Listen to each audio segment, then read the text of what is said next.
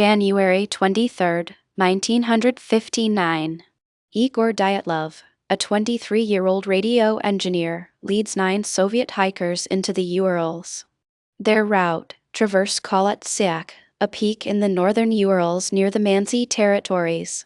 The group is experienced, equipped for winter.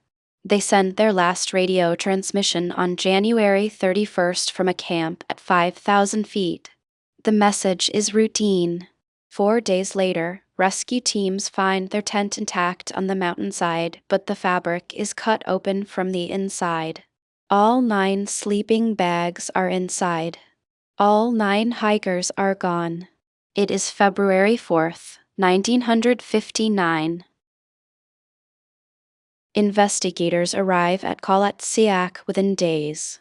The bodies are found over weeks, some near the tent, others deeper in the forest, nearly a mile away. The official Soviet inquiry, led by Lev Ivanov, concludes in May 1959, avalanche. But the physics don't hold. The slope is only 30 degrees, avalanche risk is minimal.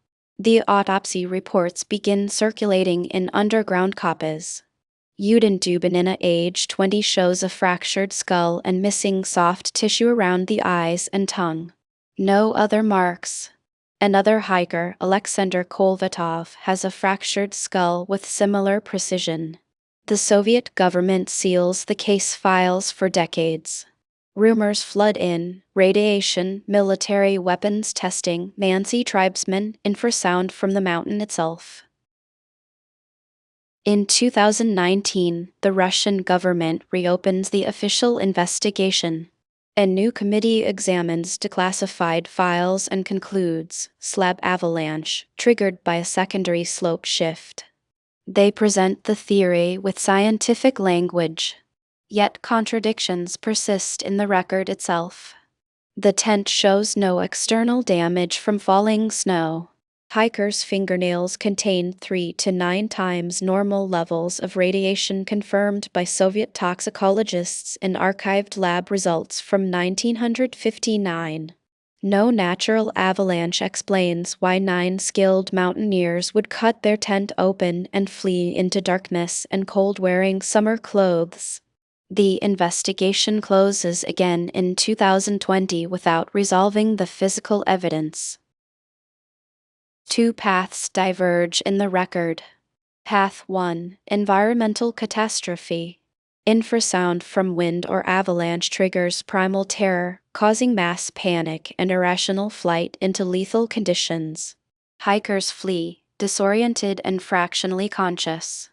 This explains panic but not the surgical precision of certain injuries. Path 2: external agency. A military testing site operated in the region. Soviet documents confirm weapons development in the Urals. Radiation levels fit exposure. The missing tissue suggests something other than avalanche, but the government record remains classified.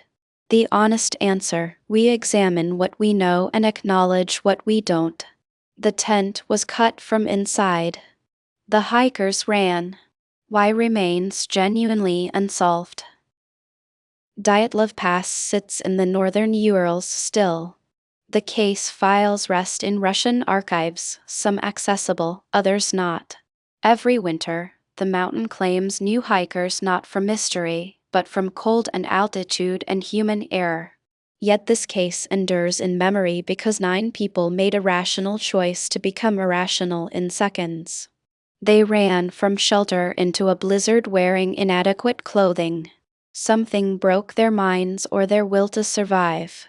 The tent still cuts open in the dark. No one has ever explained why they ran. And the mountain, indifferent, keeps its silence.